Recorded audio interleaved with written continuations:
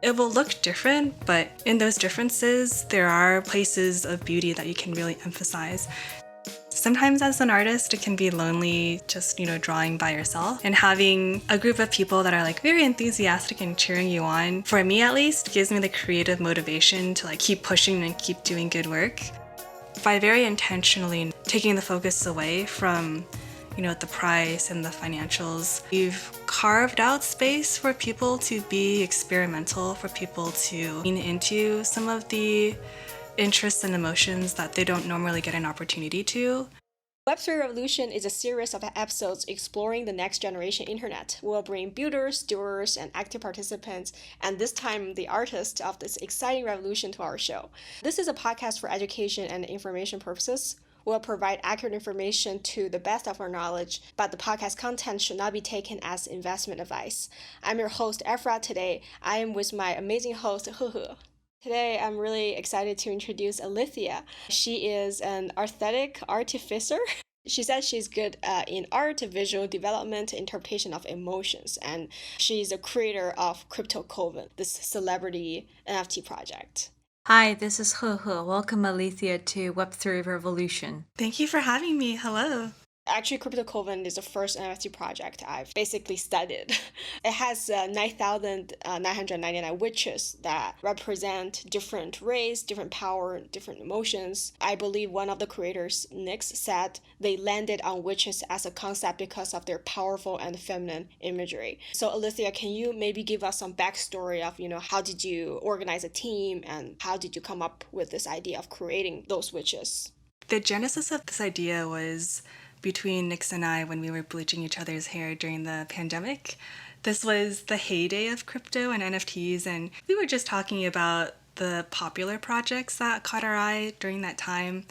I think Bored Ape Yacht Club was, the reigning champion, and for us, the aesthetic seemed very appealing or designed for a male audience, and we didn't really see the type of art that we wanted to see in the space. And so we decided that like, hey, this is a new area. There seems to be a lot of opportunities and potential. It could be fun to try to make something of our own that like we really want to see for ourselves. So Nyx pulled in 3 other friends, Caradwin, Aradia, and Zhuanu or Xuanyu. And we just, started this as a project between 5 friends, wanted to make something cool. And it really grew beyond our initial expectations into something that's a lot more fulfilling, that kind of led to a community of people all really admiring and being excited about the same things. And now we're at a point where we have, I would say, a collective of really enthusiastic, really engaged folks who just want like similar things and are here to help each other out. What is your backstory? What's your background? What were you doing before, dyeing hair with Nick and came up with this idea? So my training was in computer science. I went to school for engineering. Before that, when I was in high school, I actually wanted to do art, but you know how the story goes, like you tell your parents, Mom, Dad, I want to go to art school, and they're just like, I don't know about that. And so I was like, okay, I'll do something more practical. Put in my time, worked as a software engineer after I graduated, and I realized I didn't really like the experience of coding professionally. I think part of it was just, the experience of being a woman in tech at the time. There weren't a lot of really prominent female leaders in the space to really look up to. And also, like, most of my team were men. And the work at the time wasn't the most fulfilling. I worked at a gaming company, and a lot of the time and energy went into like, how do we make users pay us more money by like these small gamified interactions?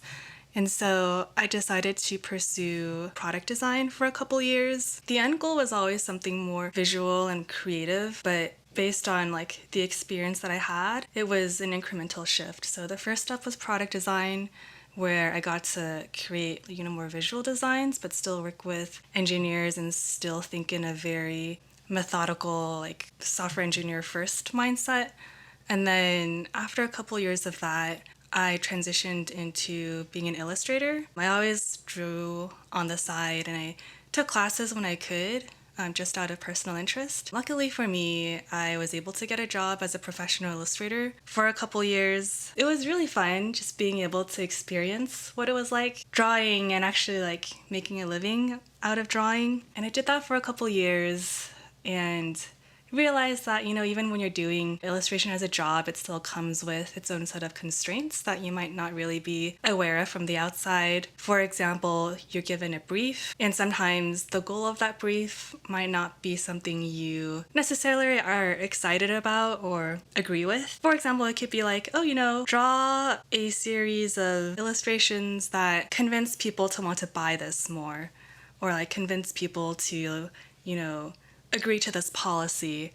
And so there's always an agenda. I think somebody else is calling the shots. And if you're lucky, you're happy to do it. If you're not, then, you're less happy. And so I tried to lean more into an art director or like managerial position, just because to me at the time, it seemed like, if you're an artist, you're kind of just taking orders, you're doing other people's bidding. But if you can move your way up a little bit further upstream, then you're able to control a little bit more of that process. So towards the end of my time working in corporate America, I did a lot more art direction and managing a team.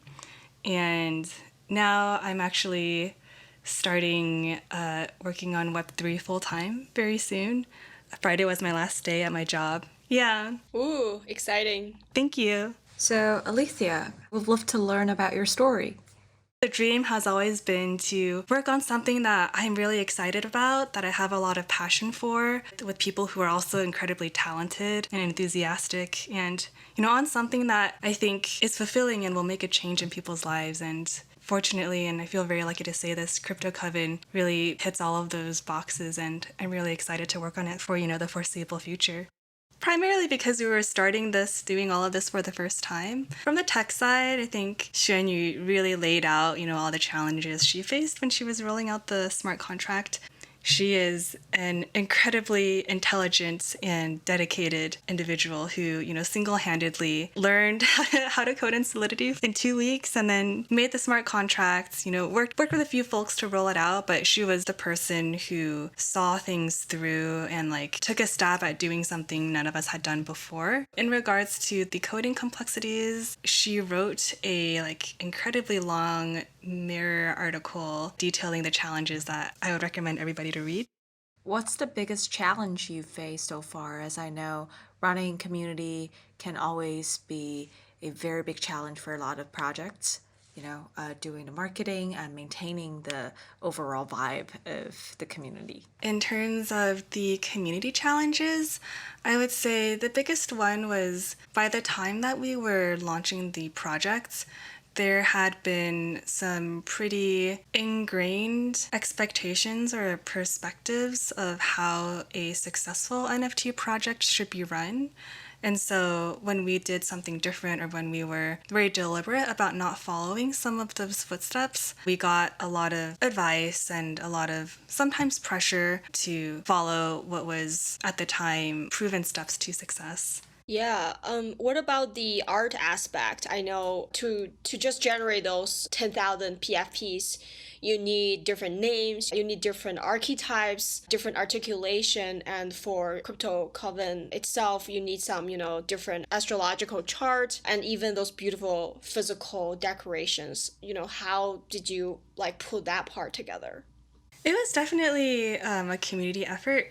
And so for the articulations, Caradwin, who is a professional writer on the team, really thought about different ways, the feelings, the impressions that might describe a witch, and created a huge repository of phrases that were able to be assembled into, these 5-sentence articulations. Aradia was our name bequeather, and she divided out, similarly to the articulations, different buckets of names that would relate to each witch's archetype and generated them in a way that made sure every name was unique. In terms of the artwork, Nix and I hand drew, I want to say around 1,000 assets that made up the entirety of the witch visual aesthetic. And each witch was split into around 20 something layers. And depending on, what assets showed up on which layer, we got a lot of variety and composability. How do you design the Coven's body assets, like the face shapes and hair and other stuff? What are the thought process behind having all these combinations? It was very incremental. So we started out deciding on some base shapes, so like drawing a body or drawing a face, and then deciding like, okay, how complex do we want, the head or the hair to be? The infrastructure of which kind of shifted and evolved as we experimented with different ways to draw a witch. For example, making sure that we had a lot of variety in hairstyles was really important. And so we had the bangs, the middle of the head, the back of the head, which were like ponytails. And then we also wanted there to be crowns and like flowers and horns. And there was a lot of thought that went into, okay, if a witch has bangs and they also have a crown, should like the buns ever show up in the same hairstyle? Or like if they have buns, should a ponytail ever show up? And so as we answered those questions for ourselves, the infrastructure of a witch kind of shifted as those conversations went on. We definitely had a lot of reference from fashion. In fashion, when you see sketches, they're always posing at a very dynamic angle, or nothing is completely symmetrical. There's always like some tension in terms of how things are posed. For example, the shoulders of the witch, just like one being slightly higher than the other one, it conveys some tension or some like directionality that I think really makes us distinct from other projects. So when you're creating those covens, how would you ensure this diversity and representation? Did you put an extra effort to make sure that this project is inclusive enough or representational enough? Yeah, Caradwin was the one to say that we wanted a Fenty level of diversity in our witches. That was a reference to Fenty X Savage, the lingerie line by Rihanna, where traditionally before Fenty there was Victoria's Secret, and you had a very singular body type that represented what beauty was in mainstream culture. And Fenty really broke that by just showcasing how different types of bodies could look lovely, glamorous, sexy. And so we wanted this to be an opportunity to do the same with the witches. And so the body shapes was one way. We have lithe witches, we have soft witches, and we have chiseled witches. And also the faces were another area that we really focused in on, where I wanted to show that with different body types, the face shapes will also look different because the way that fat gets stored on the face and the body changes from person to person. It will look different, but in those differences, there are places of beauty that you can really emphasize. So I'm also a woman who's worked in both traditional tech startups, companies, and also in Web3 world. And I know it can be very daunting just being the only woman in the room, whether you're physically there or even at a Zoom meeting. Sometimes I will feel very self-conscious that I'm the only woman addressing to a group of engineers. And I think in the NFT space in particular, right now, the representation of the characters or the blue chip projects, a lot of them are heavily focused on either male characters or gender neutral characters. And you don't see much of a purely female represented project like Crypto Coven. So that's what's been really inspiring and really exciting for me. I think the NFT space is a reflection of the broader tech space where there are just, more men than women. It's kind of an uphill battle trying to get more women into the space. I'm not saying it's impossible, but I think to engage somebody who is not already familiar with the technology means that you really have to find something that they can connect with intrinsically or already. And so with Crypto Coven, it's the idea of witches, the idea of power, the power of the feminine, and the idea of spirituality and mysticism that already has a really strong interest in women. And so creating something that is, beautiful and engaging and has a welcoming community is how we chose to draw in the women that we wanted to see in the space. So when you and your co-founders designed the covens, did you have this vision in mind that what kind of female holders, what kind of holders in general you want to attract with this project? And did you like have this imagination or projection of what kind of people will buy or mint? Yes, absolutely. I just thought of how we were when we were 13. You know, like when you're a 13-year-old girl and you're so excited about the world and you have so much passion and like enthusiasm, you know, in your TV show or like the culture that you come across as a teen. That was very clearly in my mind the type of person that we wanted to draw in. So like, you know, the Tumblr fanfic writers or, you know, the writers who made like all the Quizilla quizzes like, oh, if you were like, what interview with the vampire character would you be? And so I think with that in mind, the way that we rolled out the projects was very much optimized to catch their interest. So like the way we wrote about things, the tone we used, the marketing, if you want to call it that, where we made quizzes, we made like little snippets of lore for people to like really read and digest and be absorbed into the universe. This is how we chose to go about it. Previously, you briefly mentioned about as a founder or as a person who is kind of expected to be responsible for a lot of things, you know, for the community. You do felt a little bit pressure. Can you like maybe elaborate this? What was your, you know, some hardest time or when you felt maybe something like, oh, I shouldn't have done this or that?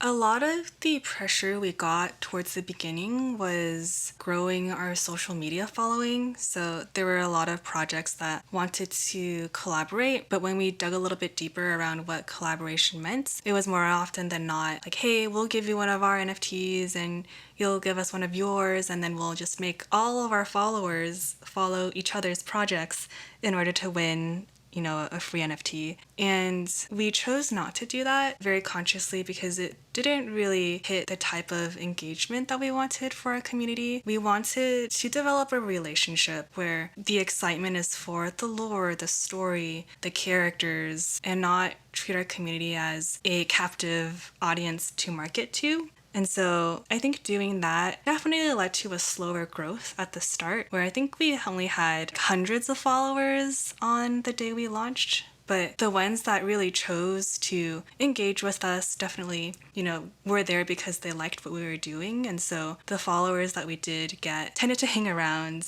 and we were able to grow very organically by word of mouth. And even today, like when I look at my Twitter feed, it's all witches, it's all people like, you know, talking about their witch, getting tattoos about their witch, dressing up like their witch.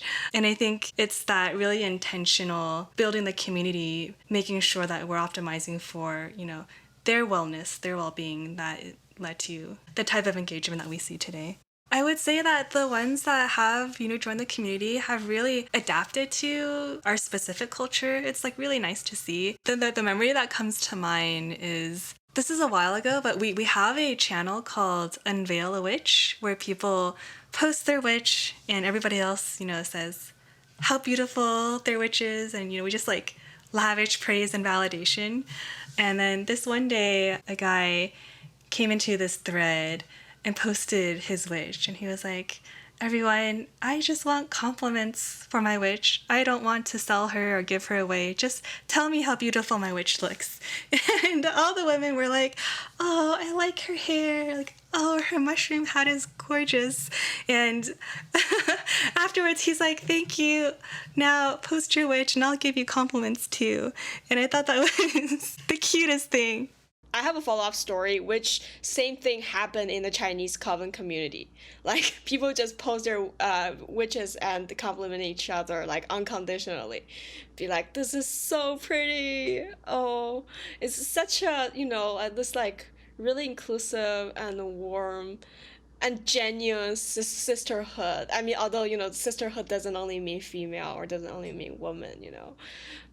Yeah, I think a lot of the relationships I observe between my male friends are very much, you know, like giving updates on their lives or kind of like jostling each other around or just kind of like, I don't know, play fighting. And there isn't as much emotionality and as much like talking about feelings or like complimenting and saying nice things about each other. And so I think the community and the culture that we have, I would like to think offers a safe space for guys to, try that out, like try that kind of interaction out and see how it feels. I hope that they can take some of that into, their other relationships. Have the community created supportive atmosphere, like creating art together as you expect until now? From what I see in the Discord, there's a lot of creating art and encouraging each other to create art, which has been really heartwarming to see. We do have a pretty thriving, fan art community where people draw their witches, they draw each other's witches. And sometimes as an artist, it can be lonely just, drawing by yourself. And having a group of people that are like very enthusiastic and cheering you on, for me at least, gives me the creative motivation to like keep pushing and keep doing good work. I think we have a lot of that in the Coven. And we've also, I want to say, like seen a couple spin-off projects kind of like really bloom into something much more than what they started out as. So for example, like Coven Cats. People were like, oh, well, will our witches have familiars? Will they have cats? And we were like, oh, we do want that one day, but like for the time being, our roadmap is we're going to work on something else. And if you want to make cats, totally feel free to do so and you'll have our full support. And the community members, took that and ran with it. And now we have an entire community-led project with Coven Cats. And it's been really fantastic to see. You draw a lot of elements from, lores and mysticism. What's the magic? Like, why this community is flourishing and booming? Why do you think people are willing to devote their time and money to this community? I think there is a sense of authenticity that we really try to lead with. When we launched the project, we very intentionally set the motto, lore not floor, which is, I think, a turn or phrase that we borrowed from the Wizards cult. And what that meant for us was, we're here to do creative work, we're here to have fun, we're here to like make something that is fulfilling and, beautiful and hopefully means something to both ourselves and other people. By very intentionally taking the focus away from the price and the financials, we've carved out space for people to be experimental, for people to kind of lean into some of the interests and emotions that they don't normally get an opportunity to.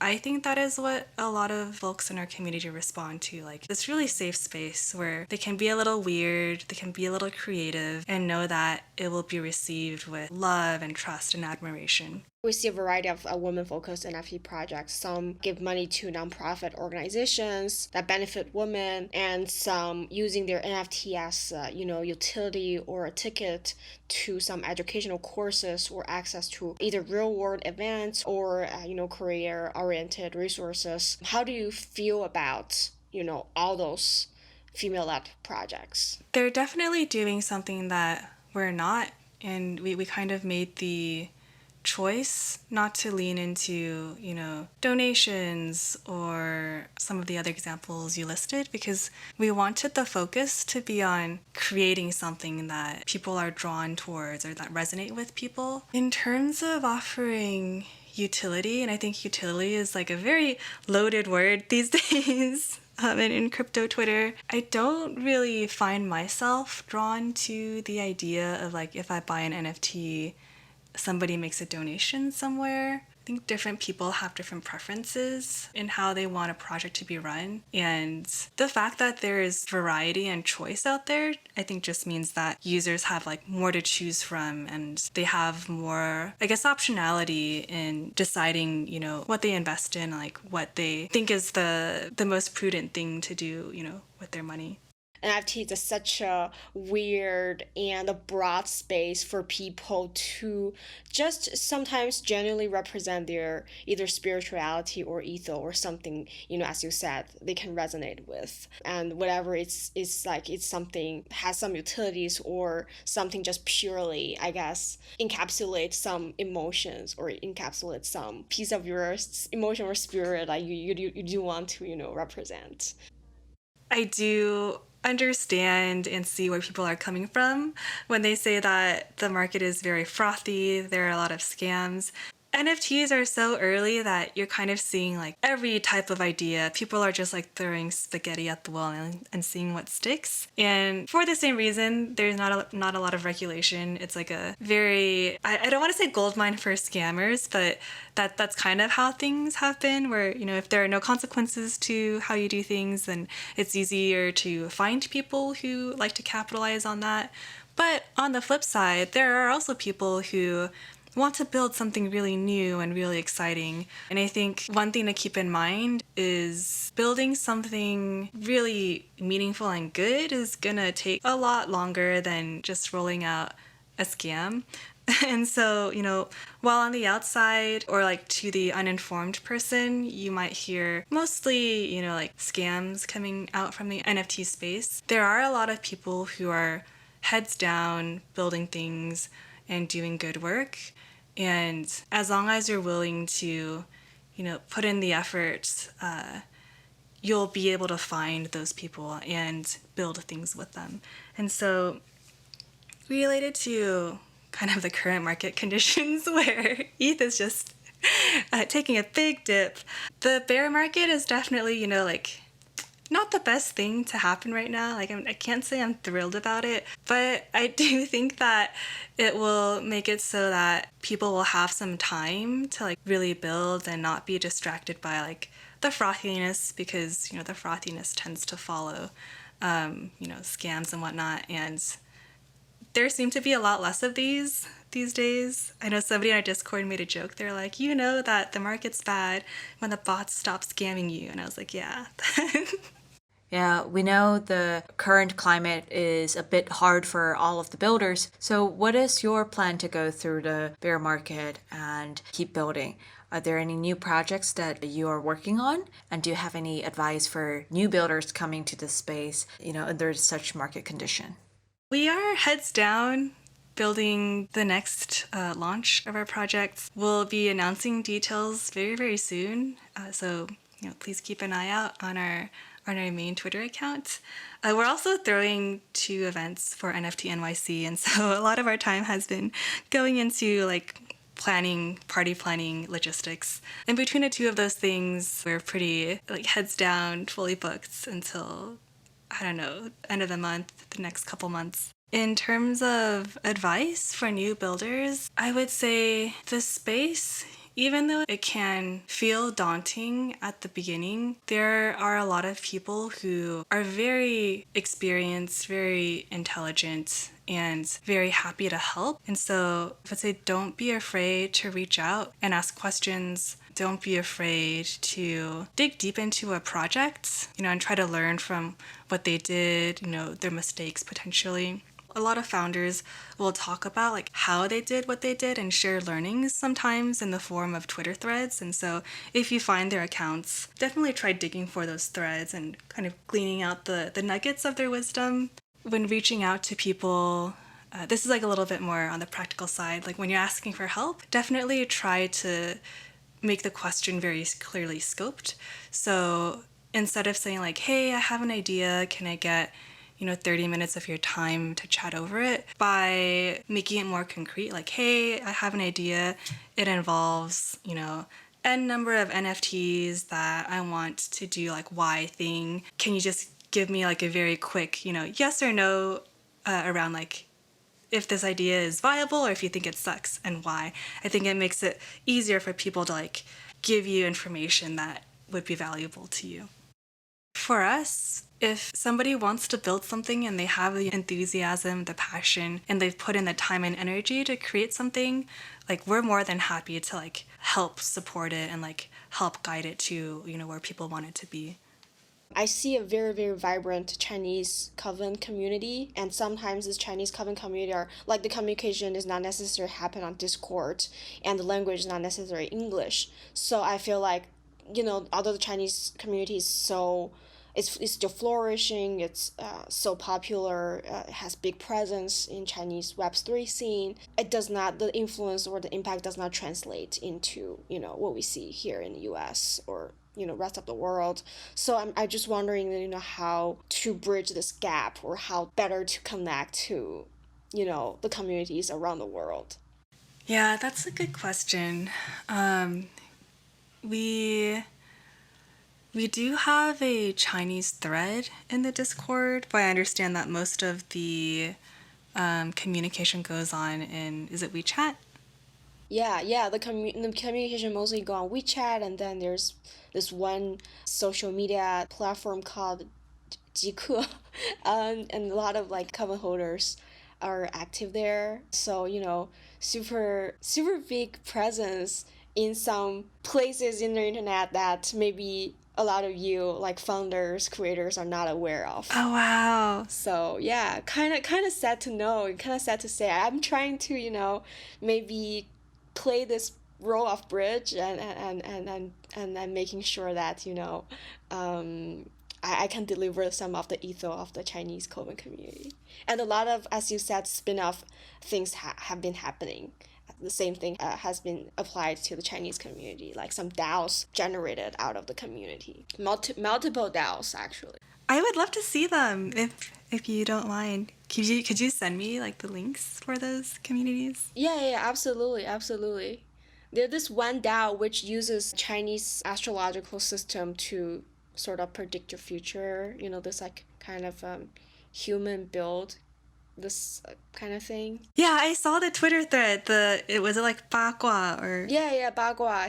Some like a Bagua DAO is being just being created. Going to be a like much smaller DAO, but I believe the DAO is gonna be really strong. Yeah, it's gonna be like a sweet and a small community. And then there's this Coven DAO Discord. Also, it's like full of Chinese. So I have like fifth grade level of Chinese reading, and like 我中文说会说，听也会听，but like 读的话就是有点困难。And Whoa, no, I feel like no, seriously, when you are really fluent, you have to you shouldn't be humble about any of that. You are really fluent. If you speak to me in Chinese, I wouldn't tell any of your like upbringing background. oh, thank you. Yeah, but I think like some of the more, I guess, like newer concepts or ways of thinking, I don't really know how to explain. Like for example, with the Coven Cats, it was a community-run project, and we were really not involved in creating the assets or like deciding on the mint price and all that. And like one, I think, gap that we've observed is Chinese holders being unhappy that the mint wasn't free. And so it was hard for us to explain that, like, hey, this is a community project. It's not something that, we did, and therefore we don't have any control. And so if you're able to, help communicate with that. Yeah, absolutely. I can be the communicator. I'd be happy to. I want to contribute to the community. I do. Oh, thank you. Yeah, whenever I come to like these types of situations, I'm like, what's the phrase, like 心有什么而力不足. 心有余而力不足. See, you're a very advanced Chinese speaker. Oh, thank you.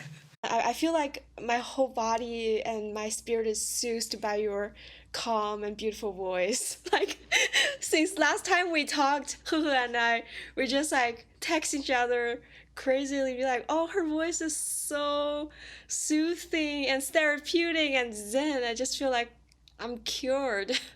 Yeah, your Chinese is super fluent. I love it. It's very native, and also you sound very gentle in both Chinese and English. Oh, thank you. Okay, thank you so much for being in our podcast, Alethia. And I think if you're interested in, take a look at Crypto Coven, follow their Twitter. And if you're interested in other content that Web3 Revolution could do, make sure to give us a follow on Twitter. It's W3Revolution_IO. And we also have a website. Yeah, so stay tuned. Thank you for listening. And thank you for being here, Alethia. Yay, thank you for having me. This was really fun.